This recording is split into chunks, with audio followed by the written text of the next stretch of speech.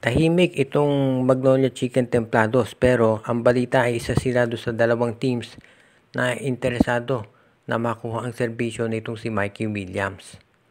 Siguro magtatanong yung mga fans ng Magnolia bakit yung pag gustong makuha si Mikey, gayong nandyan na itong si Mark Baroka, si Paul Lee, plus of course si Jerome Lastimosa maglalaro na at si Jerick Ahanmisi. Walang isang nakikita nating dahilan dyan kung ba't gusto nilang makuha itong si Mikey Williams ay dahil baka itong si Jerick Balanza at si Calvin Abueva matrade na. Kapag na-trade na itong si Abueva at itong si Balanza, malamang gawing small forward itong si Jerick Ahanmisi. So magkukulang dito sa guard rotation ang Magnolia.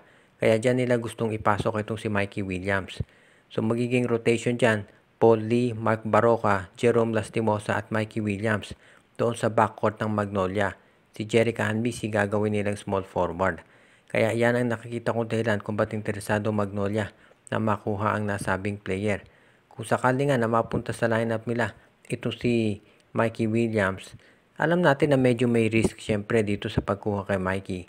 Pero kung yan ay makukumbinsi ng Magnolia na maglaro para sa kanila, ang laking bagay nito dahil alam natin kung ano ang kayang gawin ni Mikey bilang isang scorer. At yan ngayon ang isa sa mga bagay na pinag-aaralang mabuti ng Magnolia Chicken Templados. Kung mapapayag nila si Mikey na maglaro talaga sa kanila at maging consistent ito, dito natin makikita talaga na yung tsansa ng Magnolia na magkampiyon ay biglang tataas. Dahil kung may mga panahon, sabi nga nung iba na itong si Paul Lee ay magkaroon ng off night, nandiyan na si Mikey Williams na pupuno dito.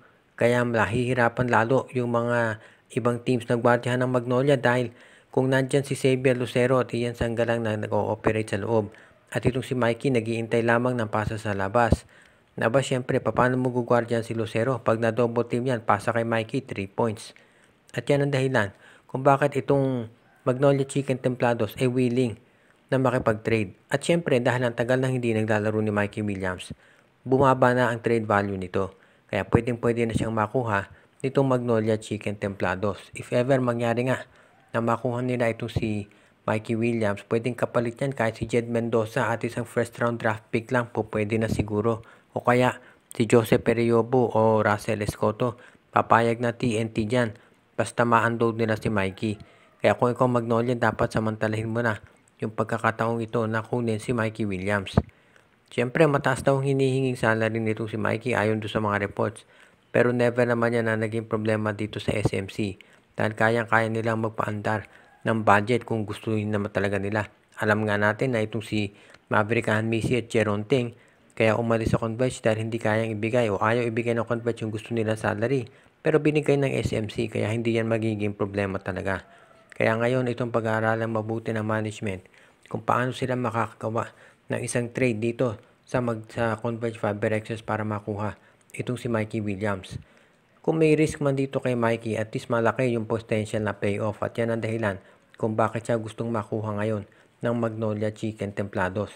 If ever matuloy nga yung ganitong trade, masasabi natin na malaki ang tsansa na ang Magnolia ay maging isa doon sa mga teams na makikinabang talaga dito at talagang makukuha yung matagal na nilang inaasam na kampyonato at matatapos na yung title drought nila at mawawala na yung presyo dito kay Coach Chito Victorero na mag-deliver.